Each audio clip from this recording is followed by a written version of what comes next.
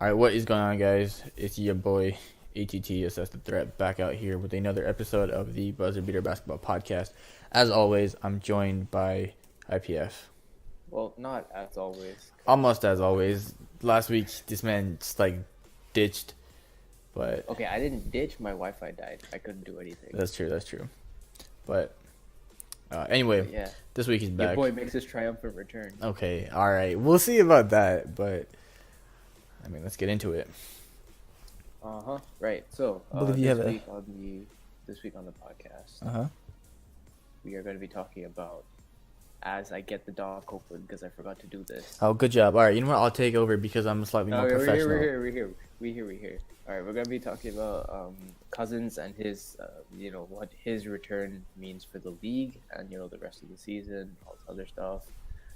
Patrick McCaw and whatever the hell's going on with him. All-Star returns. Jimmy Butler news as always. And midseason awards since I think all the teams have played 41 games at this point. Yeah. I'm pretty sure every single one. So yeah, that's what we're going to be covering for the week. Okay. Before that, I believe you do have a stat for me. That is correct. So I was reading an article on ESPN, and it was talking about milestones to look for in the second half of the season, and one that stuck out to me was total points, because there are two current players who are in position to move up a few spots this year. So I want you to tell me the top 10 in career points made all time. Okay. I think this is It's a bit easier. Yeah, slightly easier than all the other crap you've thrown at me in the last couple weeks. But I realized that the other ones are a bit more. Yeah, what was the first thing that I remember the first one was charges drawn. Yeah, charges drawn per game. Okay, how did you expect me to get that?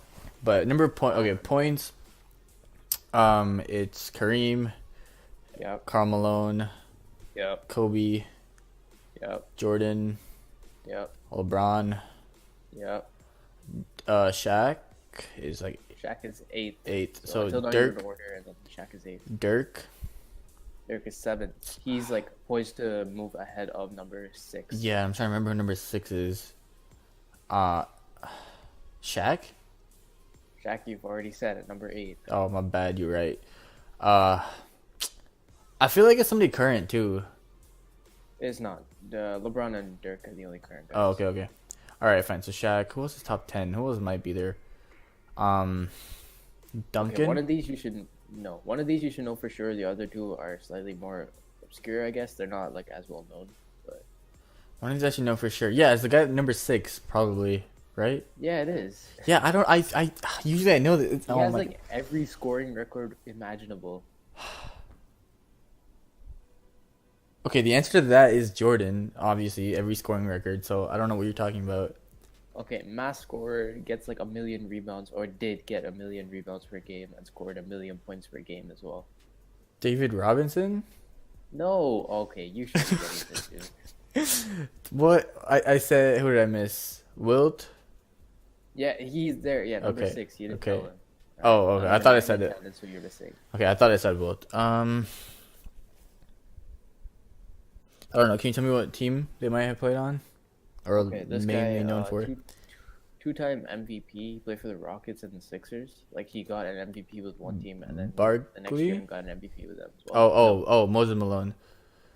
Yeah, he's number 9. Number 10, honestly, I couldn't tell you about him, actually. Wow. He's number 10 all time, but you have no idea who he is. Okay. Oh, he played 1 million years ago. Bill Russell? I don't know how much he scored. Probably not. Wait, let me pull up the Wikipedia real quick. Oh, we're going to Wikipedia now. Okay. He played for the Wizards. What? The Wizards? Drafted by the Rockets. Oh, never mind. No, not him. I don't even know who's on the... Yo, this one's actually really tough, actually. The Wizards? Okay, this is stupid, but okay. Last name Hayes.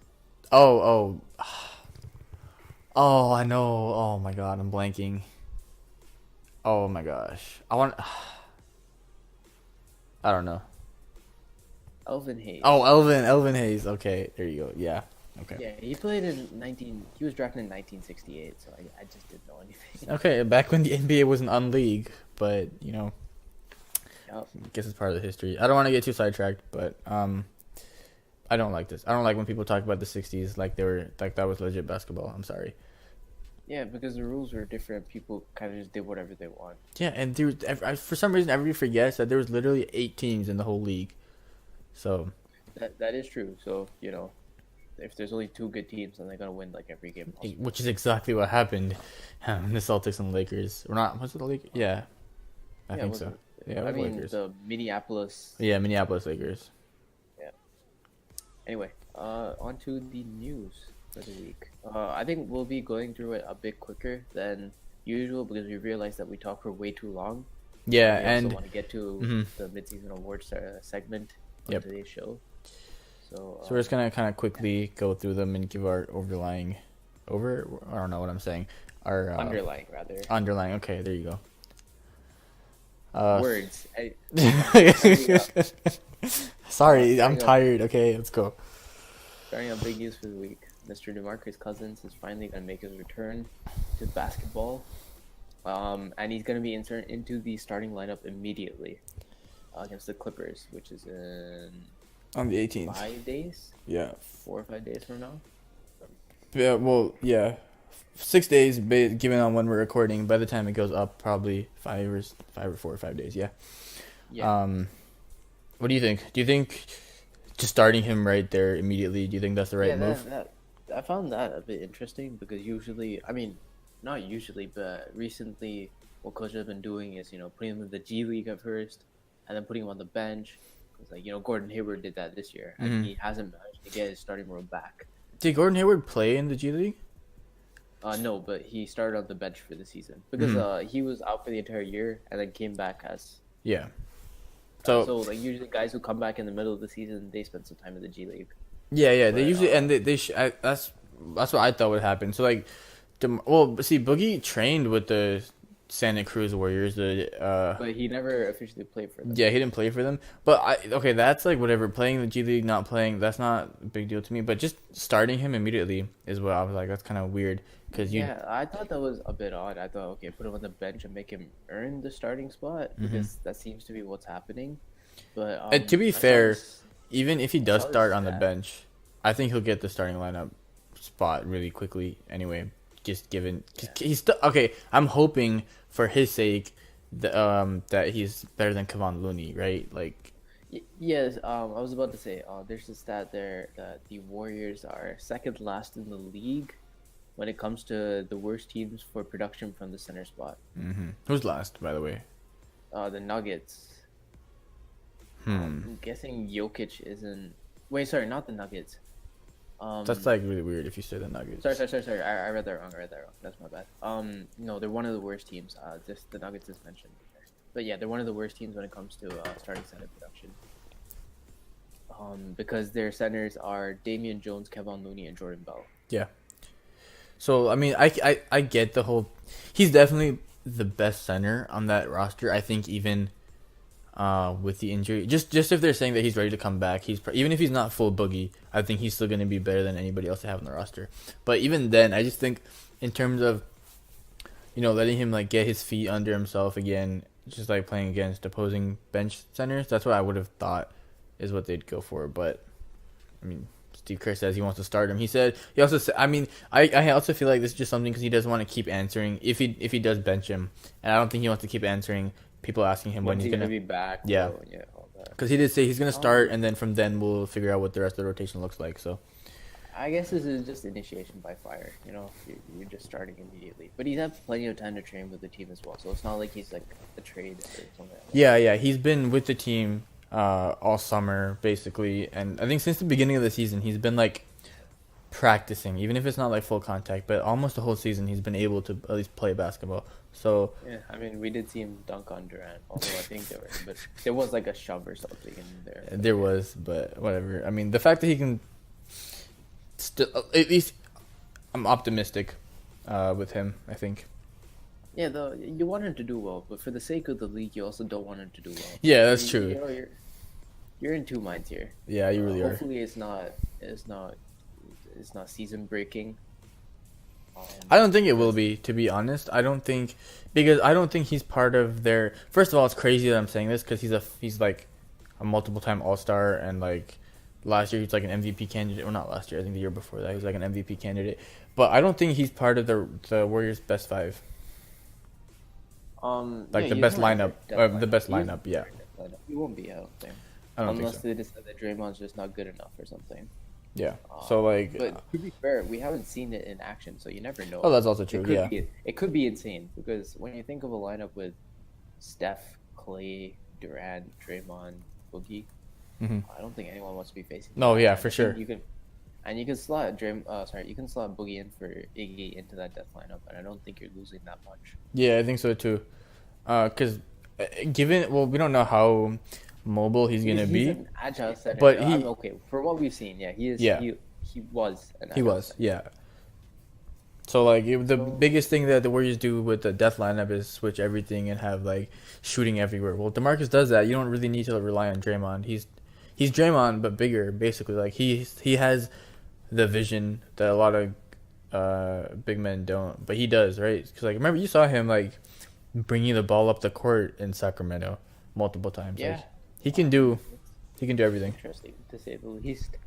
I don't know, dude. I hope for his sake that he comes out strong. But if the Warriors are too good, I'm gonna be upset because so far the season has been really interesting because there's a lot of teams that are, the competitive. In the Western Conference is kind of dying down. Like I think we're starting to see the divide slowly. Yeah, but I still think it's like an 11 team ish race. Yeah, the Lakers need LeBron back desperately. Yeah, they do. Because they've slipped from I think 4th to 8th now. 8th, yep. And they're about 2 games from falling into 13th. Yep. So, things are in jeopardy there. Yeah. But it's tough there. But like in general, I think even when he does come back, LeBron, the Lakers will shoot back up again. So I'm not too worried about them missing the playoffs. They might not get home court advantage like they were in position before, but I think they'll make it. No matter what on LeBron's back, as long as he comes back with at least before the All-Star game, I think. Yeah. Okay. All right, moving on. So as you may know, that Tibbs got fired. This was 1 or 2 weeks ago. I don't remember. I think it was a week ago. I think I talked about it on last week's podcast. No, it was. Oh, we didn't talk about it because as soon as I hit upload and publish. And I check my phone, and it's like, bam, Bleacher Report notification, Tibbs has been fired. I'm like, damn it, I literally just posted it. So we didn't get to talk about it last week. Okay, obviously, I think everyone's probably heard what's happened. Yeah. Everyone's already knows the storyline. Why the hell would you do it now? Why wouldn't you do it earlier? Why wouldn't you do it after a loss or something? But, I don't know. I think the only thing that we'll be talking about is the Heat possibly giving Spoelstra the same role that Tibbs had that people are slowly starting to realize isn't the best for your franchise, which is having your coach be your GM as well. So we've seen that with Budenholzer, which didn't work out badly per se, but I guess he wanted to move on. That's his thing. So that's like a successful incident, I suppose. Yeah. You have Doc Rivers with the Clippers, and eventually you could see there was clashing. There was for sure. I remember the Doc Rivers thing was not working out there. Yeah, because the idea is that the coach wants to win now, and the GM wants to think about the future. So it's never really gonna work properly if you have someone doing both. See, honestly, I feel like it can work if you're doing both. If it's if the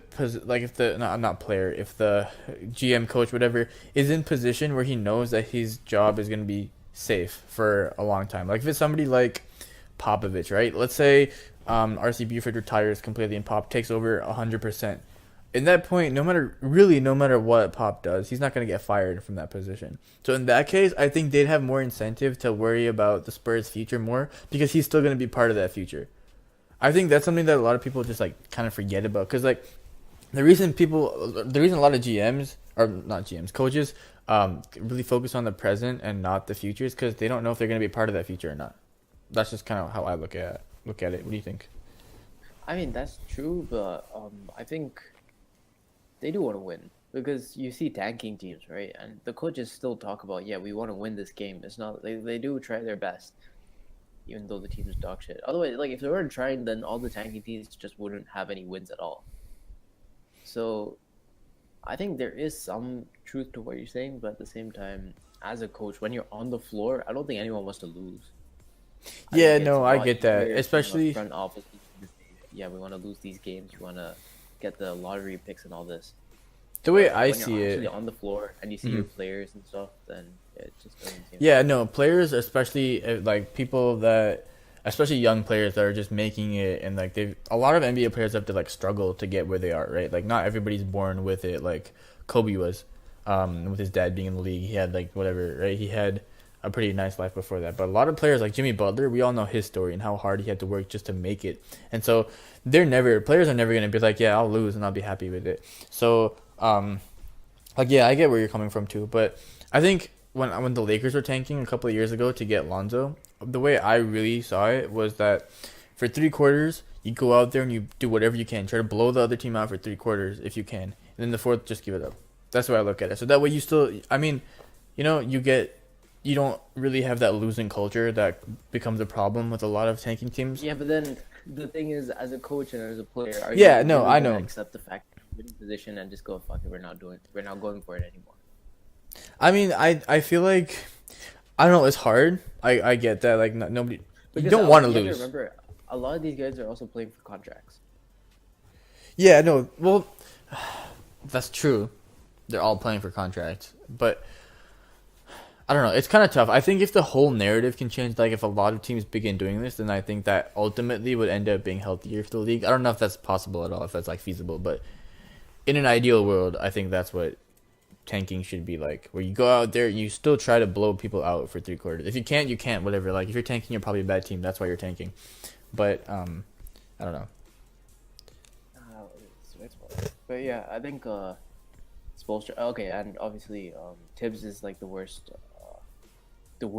case of having a coach and a GM be the same person. Is he Like, the Tibbs was worst? a He was bad. disaster. He was really bad. Yeah. So yeah, I think Spoelstra is probably one of the only ones. Pop's gonna retire probably after this year or next year. So I think so we're not too. gonna see him. I think the only reason he didn't retire this year is because he wanted to show that he can do stuff without Kawhi. Kawhi. Like he kind of wanted to like stick it to him a little bit. Yeah. But yeah, I really after Oh, his wife passed, everybody just like the general consensus was that this is probably it for Pop. Yeah, I mean he's getting up there in age. He's done almost everything that a coach can do. In Really, terms of yeah. record and wins. And all Speaking sorts of record, he did pass Jerry Sloan for number 3 now. yeah, with the double overtime win over the Thunder. Yeah, That was an insane game. that was a really good game. Again, I think it brings the officiating back into.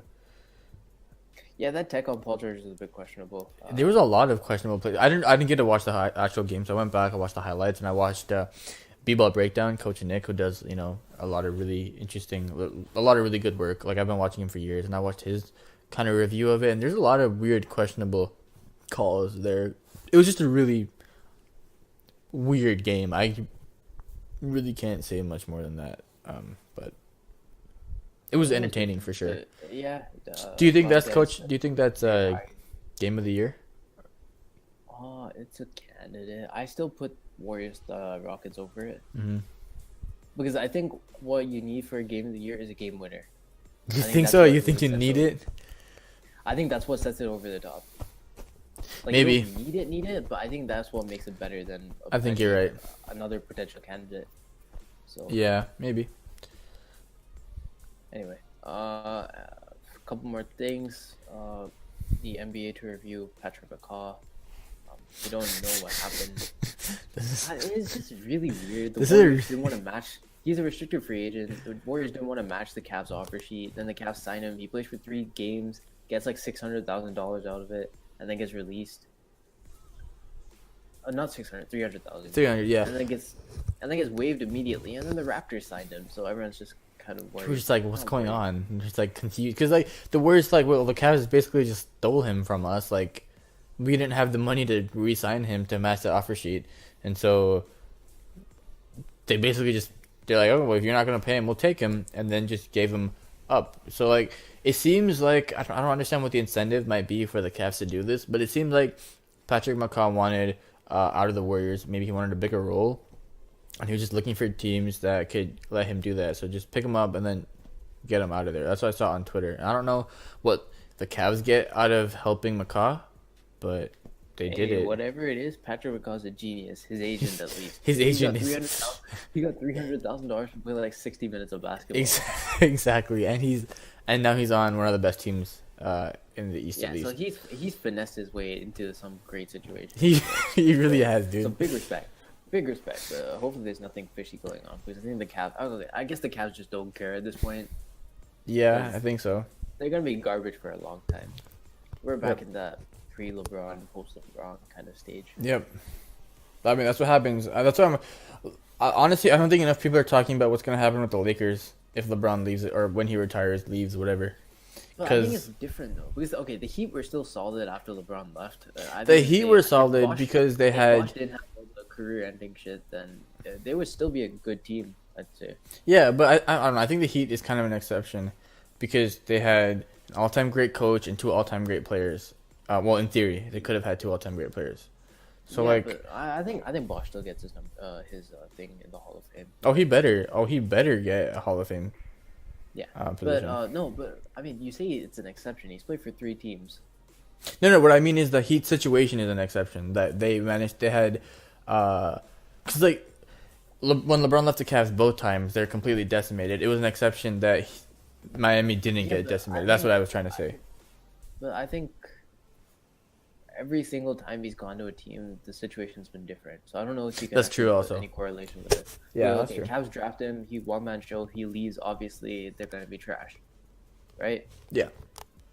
Okay, then he goes to Miami. He leaves eventually, and then they still have like a good foundation, good coach, so they managed to stay afloat, and they've made playoffs. I think every year, even after he left. I think they missed last year. I think they missed a lot, or the 41-41 year. I think. Remember they started 11-31, and then went 30-11 or whatever the thing was. Yeah, that season they ended up missing. I think.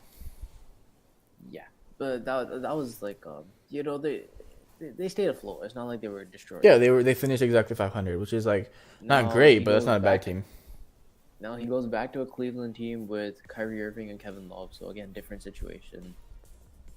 Kyrie eventually goes, and then he leaves so you have a Cavs team with your best player being Tristan Thompson, since Kevin Love's injured and probably going to get traded. If somebody can take him, I don't think he's getting traded. I don't think any.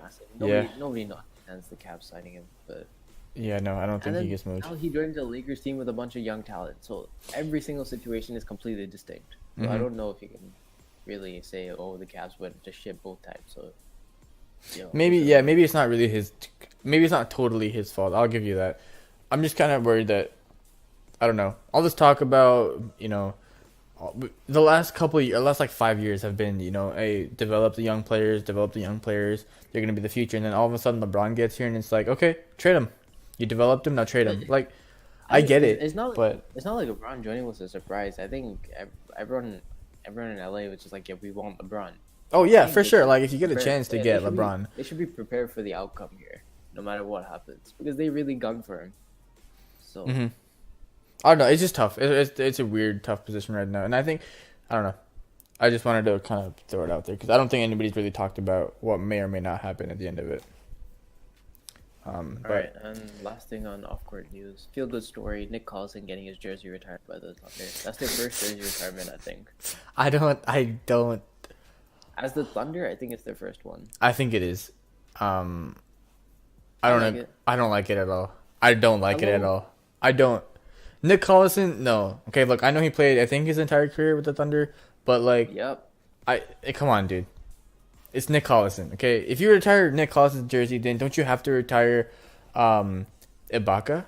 Steven Adams, if he ends up playing his whole career there? No, this is distinctly different, and you know it. Not to me. Like, it's like, I think the Heat will probably retire like Haslam's jersey, because... See, Haslam's different. He contributed on championship teams. Well, so did Collison. Where's the ring? Well, Haslam has 3. Haslam has 4 of them. What does Collison have? I don't know. Cousins a fan favorite. You know, he was I on don't. the I Sonic don't. team, then came to the Thunder team. I don't agree with He it. did the drought. I'm fine with it. I don't agree with it. As a I first no. jersey, I'm not. I don't know about first jersey Exactly. Yeah. retirement for a franchise, but Mm-mm. I'm fine. It's a nice story. I don't. Okay. I don't think so. I don't agree with it, but I mean, it happens. There's nothing anybody can do about it. So even if I disagree, it's whatever. That's my opinion. But I don't think he deserved it. I'm not trying to take anything away from Nick Collison, but I just think having your jersey retired should be a lot more valuable than that. Like Tony Allen getting his jersey retired with the Grizzlies, I didn't really particularly like that either. But you know, I'm okay with that. Moving on to on-court news. All-Star returns, second ones came back. Things have gotten worse as opposed to better. oh my God, somehow Luka Doncic, I don't know how Doncic. I think that's the right way to say it. Steve Kerr thinks he should be an All-Star, so Okay, so that means he's in. That means he's definitely, in. that's the thing. I don't. Okay, so he's what, second in the West, Yeah. front court behind LeBron, above KD and above Anthony Davis. So And Paul George. and Paul George. Paul George is third as well. Yeah. So I'm not. I don't think he's gonna start, even if he ends up in the starting thing, right? Like based on, I don't think. I don't know. Maybe even if he does, He has the votes to do it, and there's only one more returns until final. But it's 50-50, right? So like let's say the fans vote him in and then the players don't and the coaches or media don't. Then what I think happens? the coaches will and the players might not.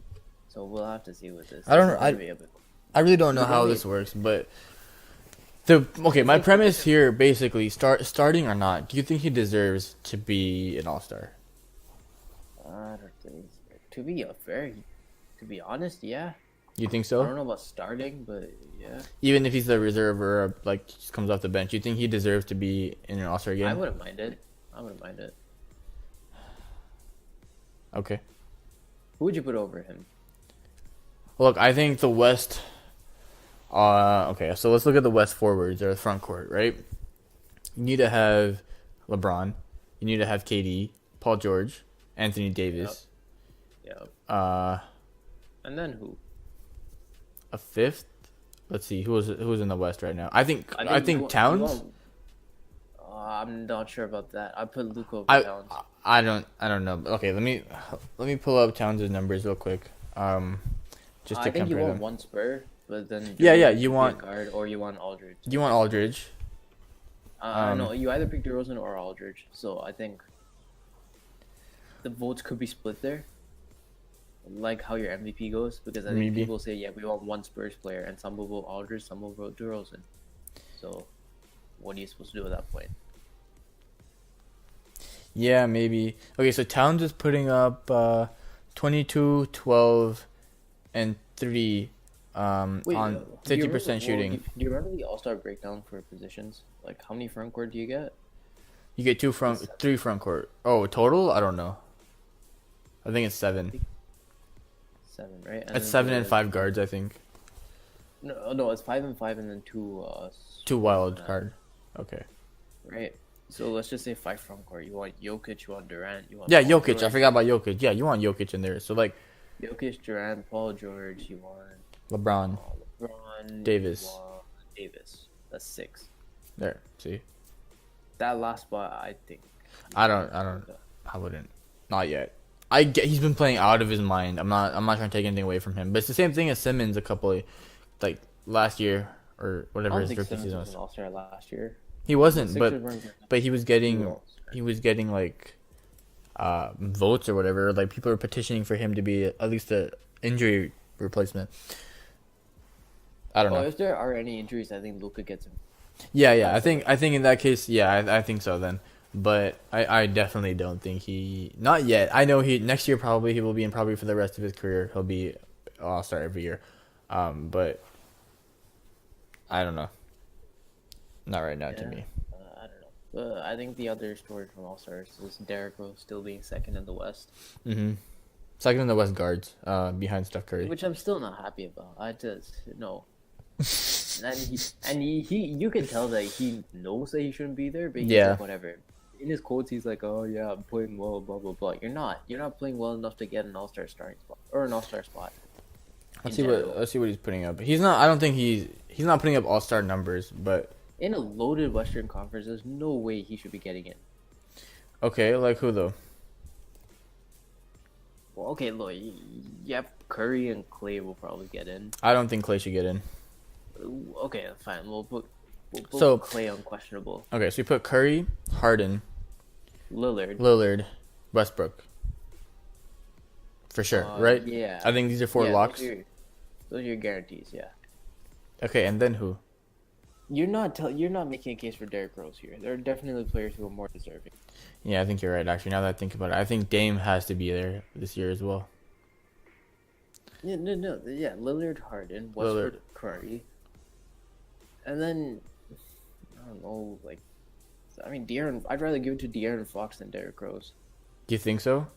So Rose Yeah. is putting up 19 and 5, and That's not all-star numbers. That's goddamn starting point guard numbers, sure, but not all-star. 19 and 5, and Fox is putting up 18 and 7. So like, yeah, they're similar. Pretty much the same, and you don't see De'Aaron Fox with like 1.7 million votes, or whatever. I would put Lonzo Ball over them. Kidding, I would not. I would want him to, but I really hope this isn't going to be one of those things where Rose is going to finish second in fan vote, which could possibly happen. And then the media is like, oh, yeah, we'll get him in for our last time. And the players like, yeah, feel good story, let's get him in. That's not the point of the All-Star game, is it?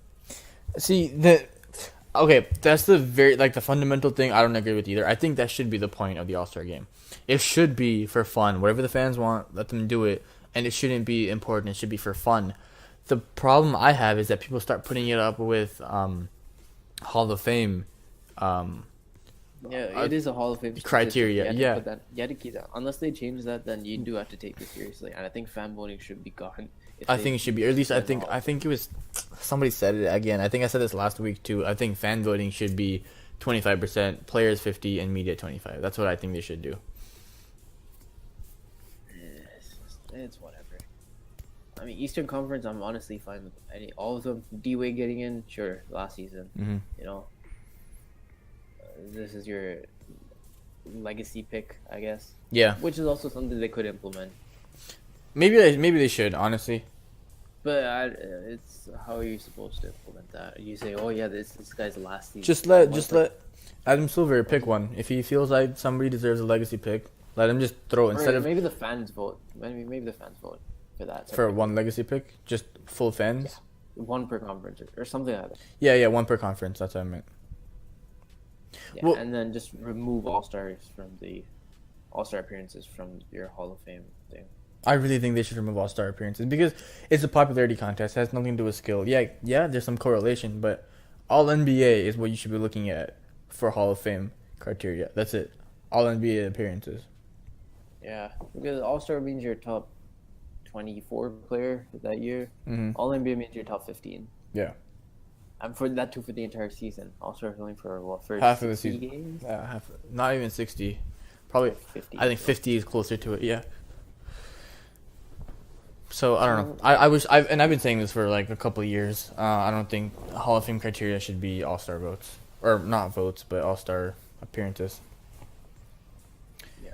Okay, and other on-court news, we have the 76ers. Trying to re-sign Jimmy, even though there's some crap going on in the locker room there. Yeah, the crap. I don't know actually. He's kind of a. I talked about this as soon as Jimmy got. Okay, so first of all, what happened was during a film session, reports came out saying that Jimmy Butler was behaving rudely, or I think disrespectful was the word that was used, towards Sixers head coach Brett Brown, and he was like upset about how much not playing time, but his role on the offense. He wanted the ball in his hands a little bit more.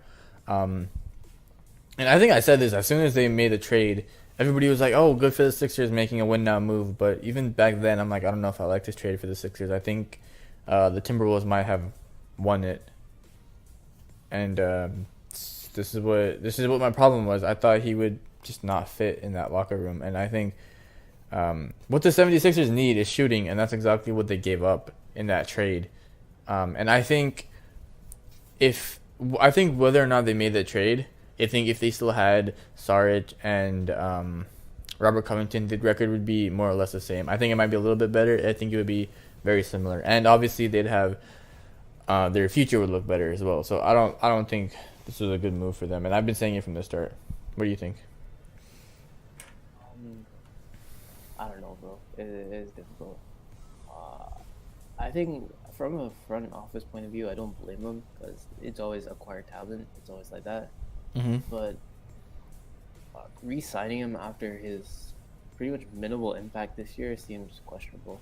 Yeah, and if you're going to resign him, it has to be a 5-year max, or else he's not going to take it. Like, he wants a 5-year max. Yeah, I don't think so, dude. Yeah. This is a bad one. So either you let him go and you just traded away two very good young talent. Well, Robert Covington isn't that young, but players who could impact, be yeah, good rotation players on a championship team. Exactly. You traded them away for nothing if you let him go, and if you sign him, well, you traded him away for one of the worst. What's going to end up being one of the worst contracts in the league at the time. Yeah, there's a lot wrong here. Yeah, but we'll see. A few more on-court things for the week. Harden putting up a 40-point triple-double in 29 minutes and 30-something seconds. Mm-hmm. Bit wild. Obviously, it was against the Cavs, but the Cavs still wild. Still, yeah, 40-point triple-double. Also, another, I think Westbrook put up 20, 10, and 20 triple-double, which is 24 assists. 24 assists. Overtime loss. That was in the same game, LaMarcus scored 56 points with no 3-pointers attempted, which is fresh in today's NBA. Yep.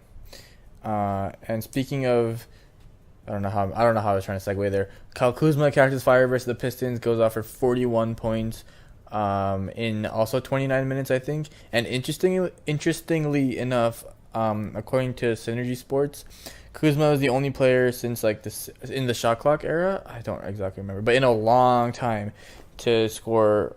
What I think it was like I think it was 30 or 35 or 40 points with not a single post up or a single isolation play. That to me was like amazing. I feel like Clay would have done that at some point. Yeah, I feel like it could have been Clay too, but like that 60-point game against the Pacers where he like dribbled the ball like 11 times or something. Yeah, I think it was 11. Yeah, maybe less than that. Maybe he had a post up or like a little post fadeaway. I don't know, but this is a stat from Synergy Sports, and they're pretty reliable. So. And last thing, speaking of the Pistons, today Blake dropping 44 against the Clippers, former team. That's revenge game. Okay. What do you think about this? I saw this on Twitter, and I want to see what you think. So the last two games for the Pistons, the Pistons play the Lakers. Blake Griffin does basically nothing. He plays almost the whole game, scores 15 points, and for the first time in his career, 0 rebounds. And then he misses the next game with the rest. All of a sudden, he comes back against the Clippers and drops 40 on them. Like, do you think he was trying to save energy just so he could hit the Clippers harder? I'm not sure, but I think this is just off game and taking a day off. Okay. I was asking. I don't really know what to think about it either, but that's what I saw on Twitter, and I wanted to see if you had a take on that. Okay, and so big nights from a lot of players this week. Really fun week. Now we shall finally get into the midseason awards. All right, so first we got to start with the MVP.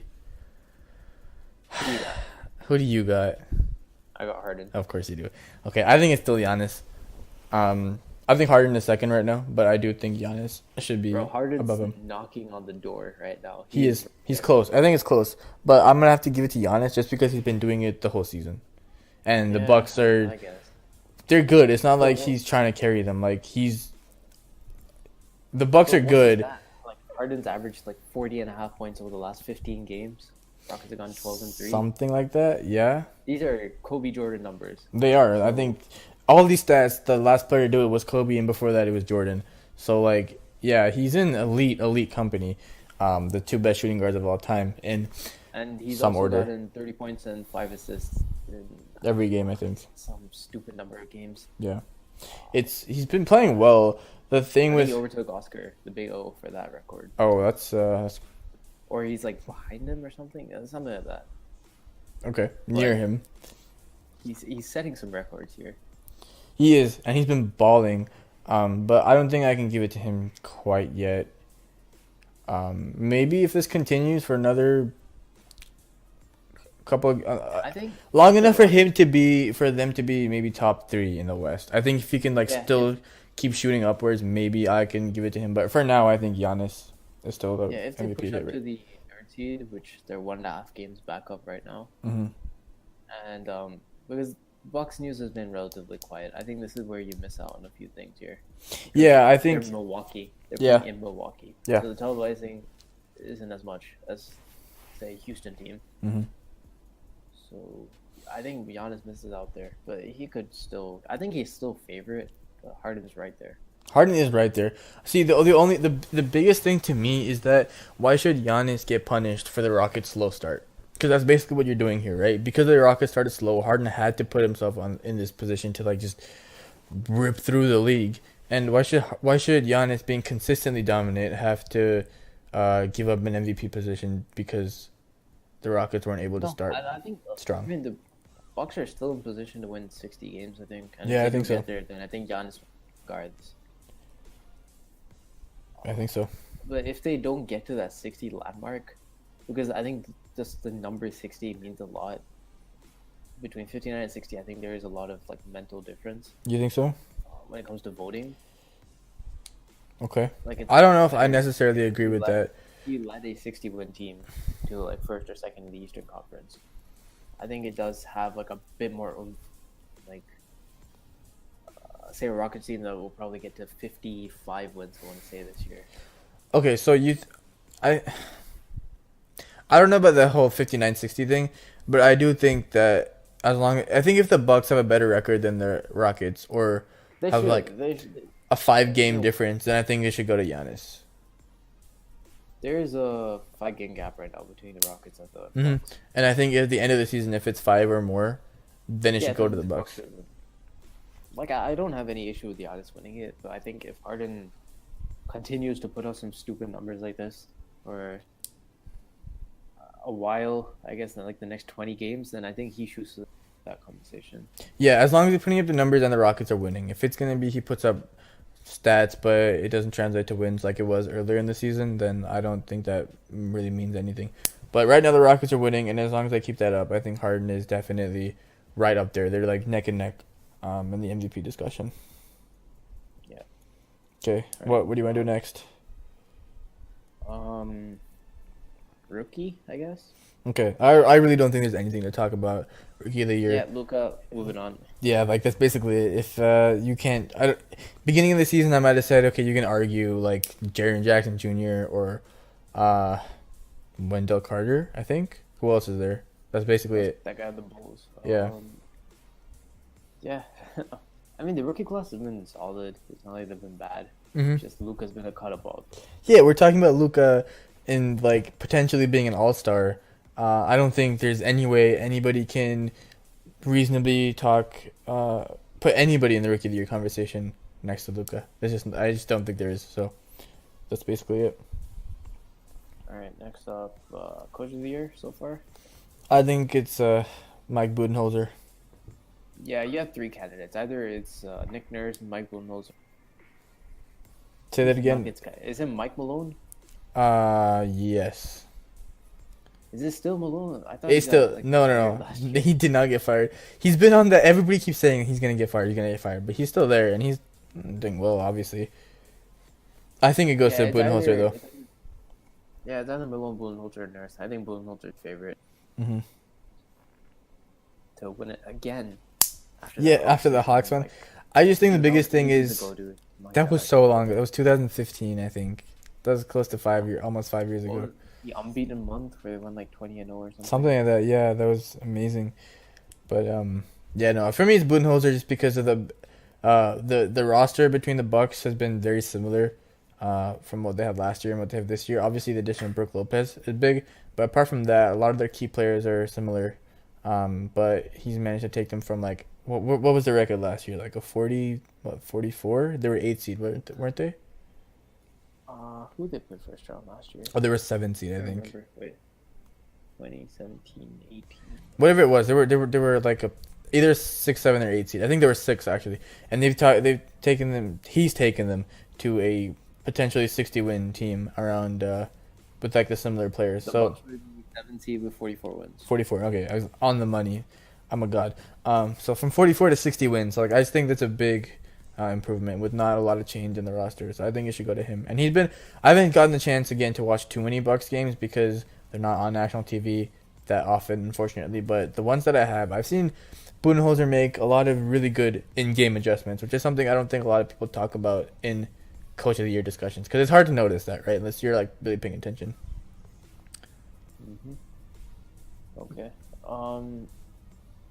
And I guess the last award is what, Sixth Man of the Year?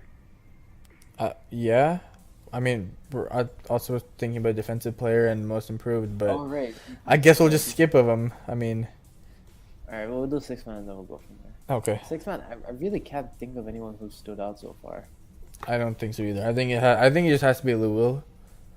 Oh, I guess Derrick Rose. Yeah, either Derrick Rose or Lou Williams. I think Lou was just that pick. Like, yeah, okay, fine. No one's standing out. Let's just give it to Lou Will. Yeah. I want to see if I'm probably not. I was gonna say if Kuzma is eligible because I don't think he's eligible to begin with. But if he was, I think he should get some consideration. I think Derrick Rose. He's been coming off the bench, hasn't he? Or is he starting now? He's been off the bench. He's been off the bench because I think they still have Teague who's starting. I think we'll look at it anyway. And D-Boy, who do you got? This is a tough one, dude. Honestly, there's nobody that's kind of running away with it. So I just think I want to reward somebody on the Celtics. So I'm gonna say Al Horford. Al Horford. That's an interesting. Yeah, I just think that somebody. Look, honestly, there's so many. I could give it to AD. I could give it to Kawhi. I could give it to Giannis even. I give it to Embiid. But I don't know. This is really tough this year because nobody's really running away with it. Yeah, because your top defenses are. I think Paul George has a. Oh yeah, Paul George. Paul George has a good case as well. Yeah, because your top defenses this year are your Pacers, Thunder, and Celtics. Mm-hmm. And Pacers are like a team effort. There's no standout. Yeah, there's no standout there. So are the Celtics for that matter. Yeah. So Paul George definitely has a good case. Yeah, Paul George definitely does.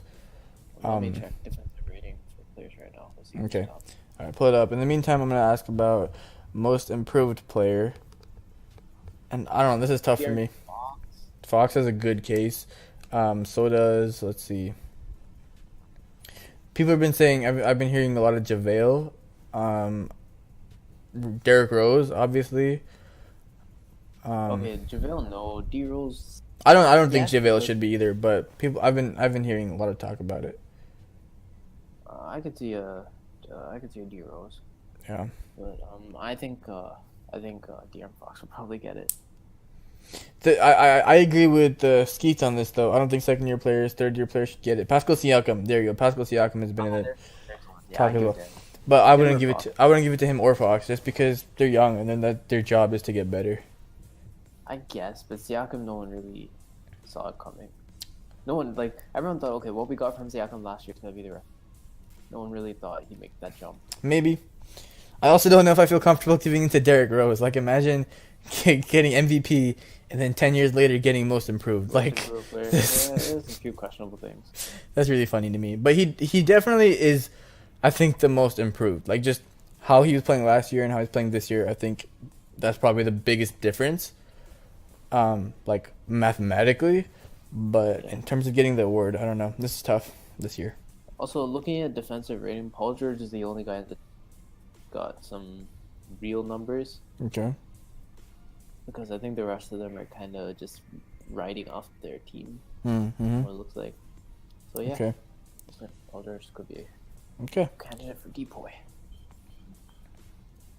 Is that it for awards? Anything else?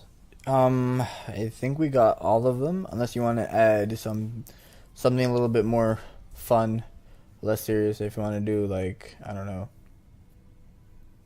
nothing coming to my mind. But if you want to do like dunk of the Best year, outfit of the season: James Harden wearing that full whatever no, before dropping but however many, like the 50-point trip off against the Lakers. I don't know, best outfit. I can't even remember, dude. I feel like this season has been kind of mellow. I know. Okay, no, he didn't wear the green one for that. Are you talking about the Suit with snakeskin? shorts. Are you talking about the snakeskin suit with like those The ugly? shorts, yeah. Those that's no, what he that's wore not for it. the Lakers. Those are the worst. That's the worst outfit I've ever seen on an NBA player. Harden's worn some interesting clothing this year. He really has. I think who was it, dude? Was it Kuzma? I don't remember who it was, but I remember there's somebody that I was like, damn, that's a nice look there. I guess while we're on fashion, who do you think has like the best signature shoe at the moment? In terms of style or in terms of like Just actual. everything. I think if you take into account everything, I think you'd have to be LeBron. I'm very partial to Kyrie's. I was gonna say Kyrie, but I think you would take popularity into account. It kind of has to be LeBron, doesn't it? I think Kyrie sell almost as much as LeBron's. Do they? I wonder if you can pull up a stat. I think Kyrie is definitely close. Like his look really cool, and I really like them. Like I've worn Kyrie's more than I've worn LeBron's. I don't own either of them, but like with my friends and stuff, and like I've worn them. I definitely think Kyrie's are really high quality shoes, but I don't know. Just remember that Stephen Curry has the worst shoes. That's true. Steph Curry does have some of the ugliest signature shoes. I remember when KD's were used to be like one of the best Kyrie's shoes, number 2. and LeBron's number 1. Yeah. Is it? Do you see the numbers or? No, I can't find Okay. the numbers. I think they're pretty close. I remember reading numbers somewhere, but I can't remember. Find it. Okay, that's fine. But yeah, I think it would be between the two of them. I think LeBron's are really flashy too. A lot of them. Kyrie's are like a little less flashy. Yeah, but have you seen the colorways he's been wearing here? They're very cool. Oh yeah, the ones he wears are like they're on another level. Like but the taco ones. Oof. the taco ones, hey, shout out to Taco. Those are some heat though. Those are nice. Anyway, okay. I guess moving back to basketball stuff. We're Okay. almost done here for the week. Yep. Just the trades, injury. Well, there's no trades this week, but just the. Well, I guess there's a little bit of trade talk, but the injuries and the weekly preview, and that's gonna be it. All right. So, teams being interested in Jeremy Lin is first topic here. Yep. Which is interesting to me because Lynn's been really quiet this season for the Hawks. Like I don't remember any news about him, good, bad, nothing. Like he's just there, he's doing his job and playing. We all know he's a good player, so. Yeah, he was good for the Nets until the Patella? meniscus. I think it was patella. Something in the knee. It was a knee. I think it was a patella tendon, or was it a tendon? Is patella a tendon? You're the Wait, the patella's the bone, but I think it would have been the ligament. Okay. Okay, so there you go. I think that was what it was. I don't remember. I think he can be a good, solid backup point guard. Mhm. The teams that are interested are your Blazers, Pelicans, and Sixers. I'm not sure about the Sixers. They want a shooter, and Lin is not a shooter. He's like decent. He's better than anything they have right now. Okay, so like, except JJ Yeah, in Redick, fact- obviously, but I like the Blazers picking him up. I think the Pelicans also need shooters, and the Sixers, like I said, need shooters. So I'm not yeah, sure I think he fits the best with the Blazers. The problem is with the Blazers, I think Seth Curry's doing a really good job with them. Yeah, but apart from him, who else was coming off the bench? So you're gonna play them together, Curry at 2 and Lin at the 1 on the bench unit? I suppose, yeah. Okay, I could see that. I guess in today's league, I guess it's not that much of an issue. But yeah, I feel like they could be fine. Anyway, LeBron still being out though. He should be. I think he's back in like 1 or 2 games. I think they're looking to bring him back against the who are they playing? I don't have the schedule in front of me right now, but he's gonna be reevaluated on the 16th, and I think they're trying to play him that day or the day after, whatever the next game is, which I don't remember. But yeah, Yeah, they need him. yeah, they do need him badly. I think we've seen signs of improvement from the Lakers recently. Like they started off really bad without him, and I think last couple of games they've been doing LeBron's better. gonna miss his Cavs game. Oh, Yeah, that's tomorrow night or probably but that's at tonight. Staples, so that doesn't matter. 16th is against the Bulls, and then if he misses that, then their schedule is Thunder, Rockets, Warriors. I think it's the Thunder game that they're trying to target. Bro, that's a tough schedule to come back to. That is a tough schedule, and if he comes back or if he doesn't come back, and the Lakers lose those 3 games, they're out of the playoffs. So it's important. It's gonna be tough. I think the Lakers, the young core needs to step up. I think Lonzo, specifically Lonzo Ball, has been really solid for them the last 5 games, And except for that one 0-point game that he had. But one last thing to note is that their last 6 games are against Western Conference teams, all jockeying for position at the moment. yeah, So if this race does not clear up towards the end of the season, this could be interesting. this really Since they could. play the Pelicans, Thunder, Warriors, Clippers, Jazz, and Trailblazers as their last 6. Last 6 of the season. Yep. Yeah, so maybe the Clippers might be out of there by then. Maybe the Pelicans. We know more of what's going on, but yeah, it's gonna be Something to watch out cool. for. It's gonna be fun. All right, and last bit of news is sad news. Unfortunately, JJ Barea has torn his Achilles, out for the season. Obviously, Well, it's not confirmed yet. They're fearing it. no, it's confirmed. Oh, well, that's shit. Yeah, it sucks. He's playing really well for them, coming off the bench, and just kind of leading the bench unit. I think the Mavs have one of the best benches in the league right now. They're good. I mean, it's not just Luka. They still have like a Yeah, they have a good solid roster. supporting cast. Yeah. Anyway, and last but not least, our weekly preview. So since I wasn't here last week, We didn't have last his week weekly was preview. canceled, although we would have had some good games. Which is Yeah. kind of important. Yeah, we did. But this week, also we have some good games. So We have 2 really interesting games. First, we have the Warriors at Nuggets. I got the Nuggets, bro. Nuggets at home for sure. You got the I don't know. See, this one I'm really torn on this one. I don't know what their answer to this thing is because the Nuggets home court is definitely one of the best. I think you're right. I think I'm gonna go with the Nuggets. All right, and Raptors at Celtics. I got the Raps, and I guess you do as well. Yep, I do. All right, so this is an inconsequential week. It really is. Although to be fair, the Celtics Nothing are numbers. playing really, really well. So they've kind of gotten back into their groove. But I still think the Raptors. Yeah. Yeah, just for, just to note records. I'm 7-6, ATT 6. 6 and 7. Yep. Okay. And that about wraps it up for this week of the Buzzer Beater Basketball Podcast. As always, make sure you check us out, both of us, on Twitter at Assess Up There for me, at All Props Forfeit for IPF, and at the Buzzercast for the actual podcast. Hope you guys enjoyed, and I'll see y'all next week.